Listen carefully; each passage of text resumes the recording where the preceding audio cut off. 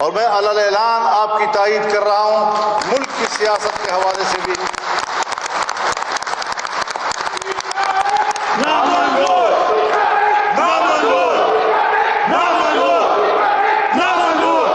صحافت کی دنیا میں قتلوں کو نامنظور کرتا ہوں اور ان کی آزادی کے لیے آپ کو کھانا بچانا۔ دو عنوان ہیں اس ایک جنگ کے۔ کچھ لوگ ہیں جو نظریات کی جنگ لڑتے ہیں، لیکن ہماری کچھ قوتیں وہ اپنی اتھارٹی کی جنگ لڑتی ہیں۔ ان کو صرف اپنی اتھارٹی کی فکر ہوتی ہے، نہ نظریہ ہے، نہ ملک کی کوئی خیر خواہی ہے، صرف اور صرف اپنی اتھارٹی، نہ اس کی پرواہ ہے کہ ہمارا کردار پبلک کو قبول ہے یا نہیں۔ عوامی رائے چاہے ملٹری ہو اور چاہے ملیٹنٹ ہو، ان کے ہاں عوام کی رائے کی کوئی حیثیت نہیں ہوتی۔ عوامی رائے کو سیاستدان لے کر چل رہے ہوتے ہیں، لیکن سیاستدانوں کو ملک کے نظام سے بے دخل کیا جا رہا ہے، پارلیمنٹ کے کردار کو ختم کیا جا رہا ہے۔ میڈیا کے یہاں پر موجود قائدین، ذمہ داران اور بالخصوص ہمارے بزرگ خاتون مہمان جسے ہم خوش آمدید کہتے ہیں، سب سے پہلے تو میں Pakistan federal union of journalist کا شکر گزار ہوں کہ آپ نے یہ اجتماع منعقد کیا اور مجھے اس میں شرکت کا اعزاز بخشا۔ پیکا قانون جب آیا تو آپ کی یونین کی طرف سے صحافی حضرات کا ایک وفد مجھے ملا۔ چونکہ میں خود بھی میڈیا سے کچھ شاکی رہتا ہوں، تو میں نے ضرور یہ کوشش کی کہ میں اس قانون کو سمجھوں، اور اگر اس میں کوئی قابل اعتراض بات نہیں ہے یا واقعتاً کچھ خامیوں کو ایڈریس کیا گیا ہے اور اس کی اصلاح کی گئی ہے تو میں اس کی حمایت کروں، اور اگر اس میں خامیاں ہیں، اس میں قدغنیں ہیں، ناجائز قدغنیں ہیں، اور ایک جمہوری ملک میں، جمہوری ماحول میں میڈیا کا گلا گھونٹا جا رہا ہے، تو پھر میں واضح طور پر ایسے قانون سے اختلاف کروں۔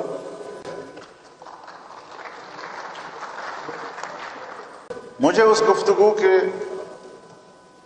نتیجے میں اس بات کا اطمینان ہوا کہ ماضی میں حکومتوں نے، ڈکٹیٹرز نے آزادی رائے پر جب بھی ہاتھ ڈالا ہے تو وہ سب سے پہلے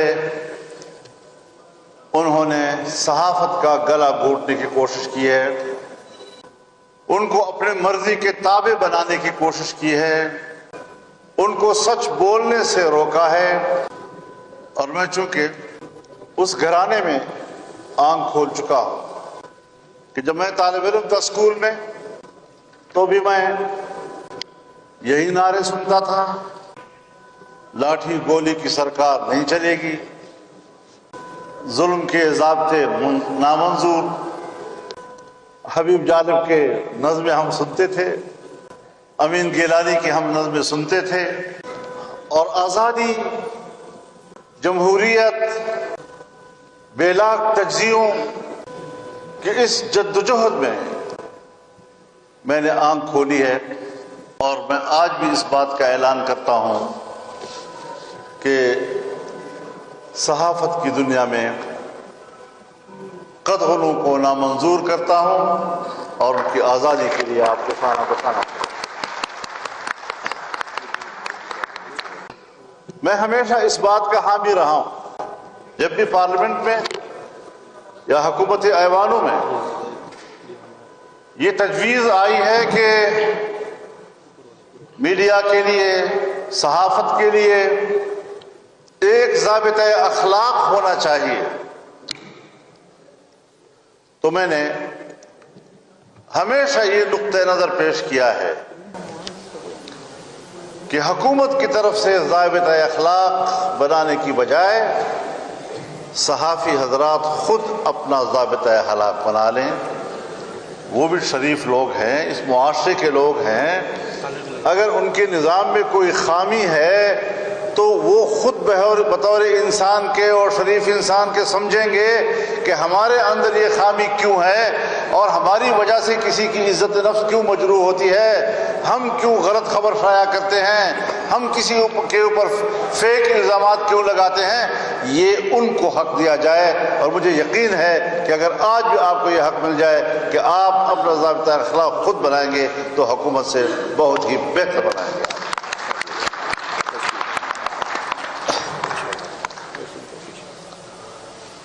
باقی تو ظاہر ہے اسٹیج پر بہت سے اکابرین موجود ہیں، بہت سے لوگوں نے باتیں کرنی ہیں، تفصیلی گفتگو کی شاید گنجائش نہ ہو، لیکن ایک بات ہمیں ضرور سمجھنی ہوگی کہ ہر ڈکٹیٹر نے آئین پر، جمہوریت پر، پارلیمنٹ پر شب خون مارا ہے۔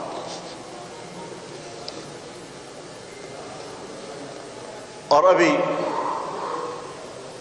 چند مہینے قبل 26ویں ترمیم کے نام سے جو شب خون مارا گیا،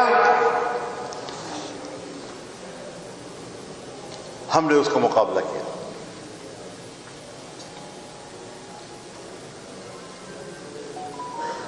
عدلیہ کو اپنی لونڈی بنانے کی کوشش کی گئی،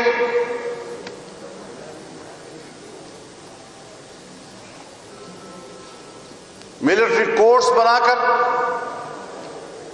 بنیادی انسانی حقوق کو سکیڑا گیا، اور آئین میں جو کچھ ایک بہت مختصر محدود ایک استثنائیہ دیا گیا ہے، اس استثنائیے کی پیٹ کو بڑھایا گیا۔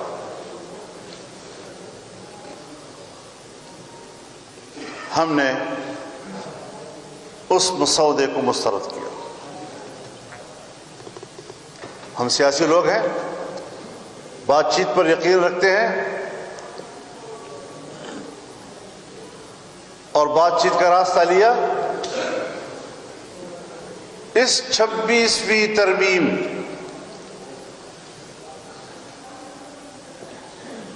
کے 56 کلازز تھے،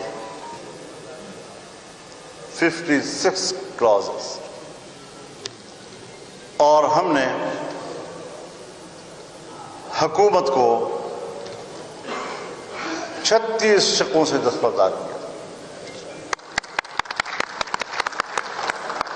اور 22 شقوں پہ لے آئے۔ ہمارے ہاں صرف ایک فضا بنتی ہے، حکومت مرد آباد کی فضا بن جاتی ہے، پھر اس کے بعد اپنے الفاظ میں اس کی حمایت و تائید کے پیمانے بنائے جاتے ہیں۔ کوئی نہیں سوچتا کہ اس پورے پروسیس کی تفصیل کیا ہے، کہاں غلطی تھی، کہاں ٹھیک تھا، کس کو مانا گیا، کس کو نہیں مانا گیا، اور اس تفصیل کے ساتھ تجزیہ کر کے اس کی حمایت یا مخالفت کی جائے۔ آج مجھے بھی پتا ہے کہ بڑی منصوبہ بندی کے ساتھ، 2-3 مہینے کی منصوبہ بندی کے ساتھ پھر کچھ لوگ انسٹال کیے گئے تاکہ وہ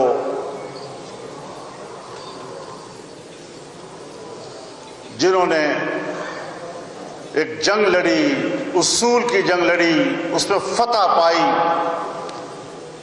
لیکن اس نے حمایت کی، اس نے مخالفت کی، اور اس عنوان کے ساتھ معاملے کو پھر ایسا معمہ بنایا جا رہا ہے کہ عام آدمی پھر اس کے اوپر اپنی مرضی سے بحث کرنے لگ جائے۔ جب بھی آپ کوئی نیا قانون لاتے ہیں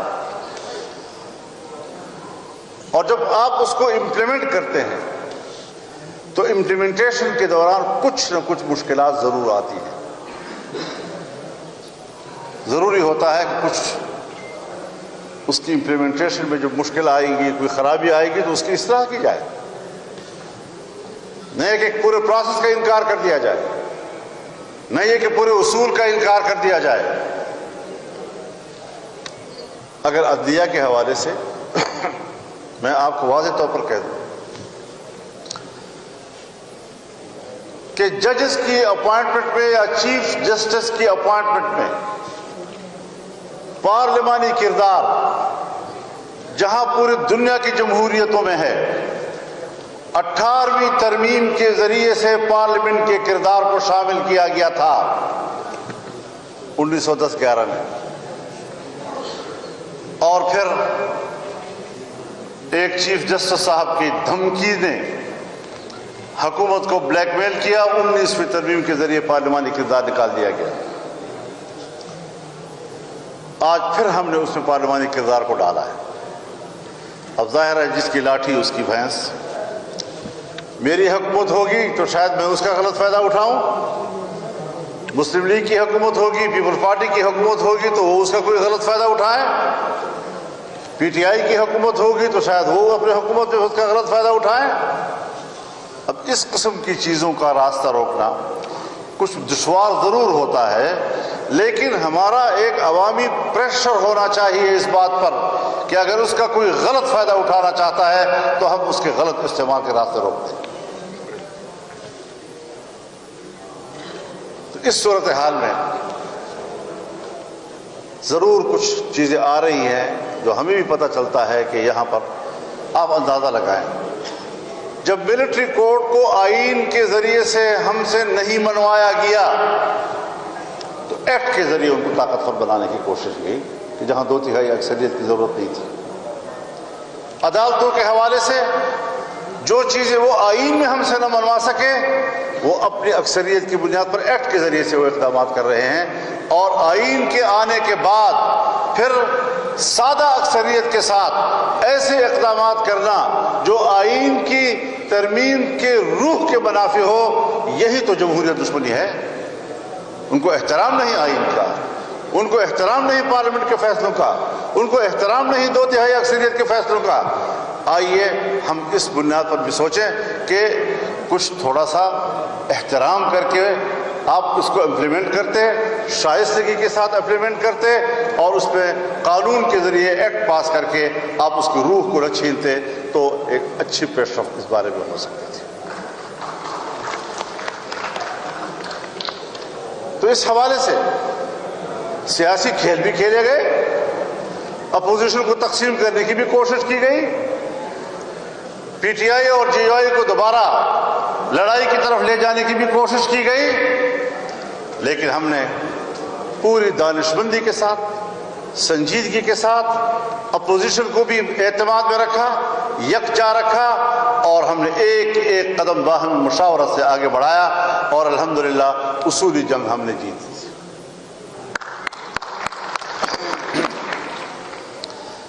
اب اس کے بعد ظاہر ہے کہ مسائل اب بھی بہت زیادہ ہیں۔ ہمارے 2 صوبوں کی صورتحال آپ بھی خبریں دیتے رہتے ہیں، وہ انتظامی لحاظ سے پاکستان سے کٹ چکے ہیں۔ وہاں پر حکومتی رٹ ختم ہو چکی ہے۔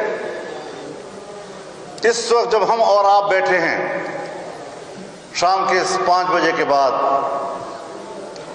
اس وقت وہاں پر کوئی پولیس نہیں ہے،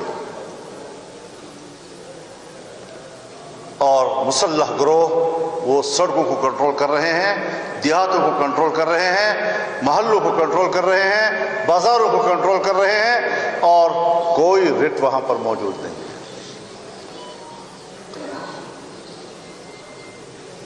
جو واقعہ وہ آپ تک بھیجنا چاہتے ہیں آپ وہی چھاپ لیتے ہیں۔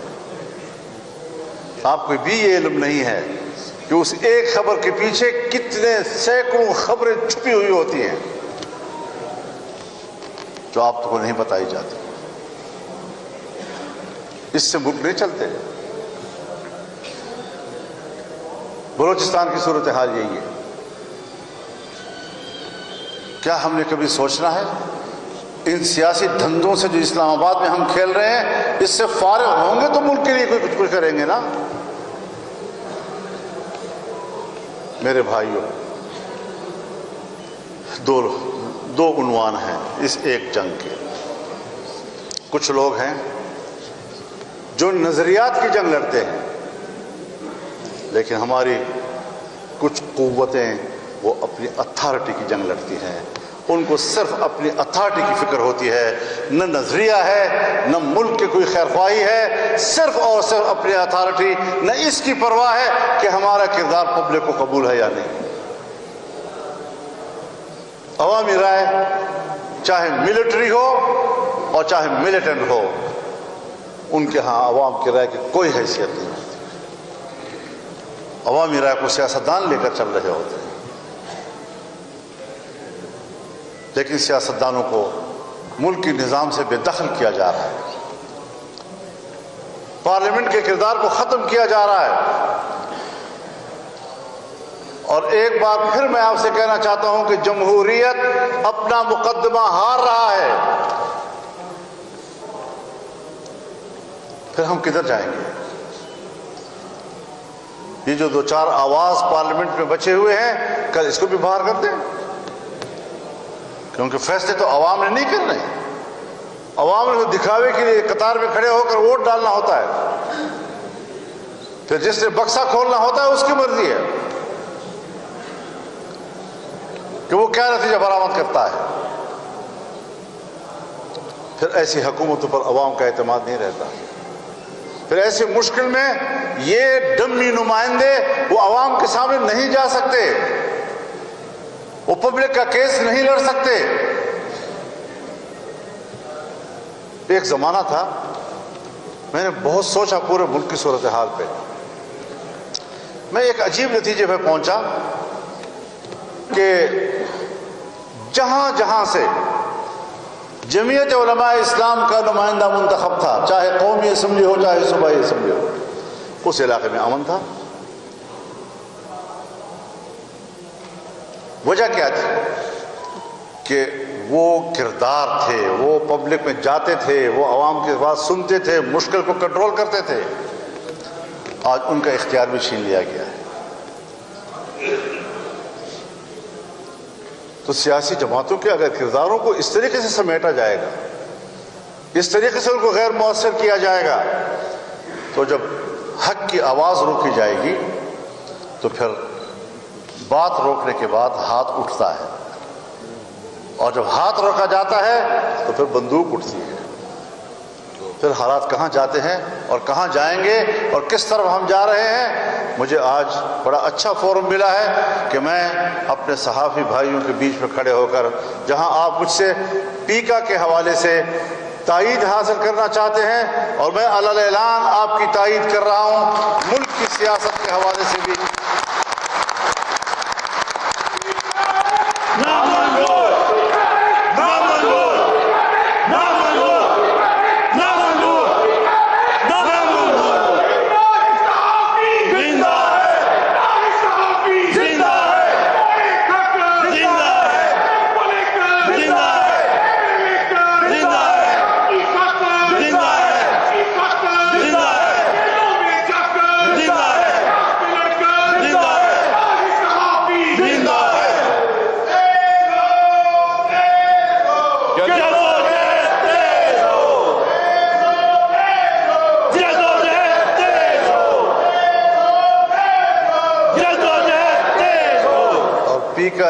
فیکا ایکٹ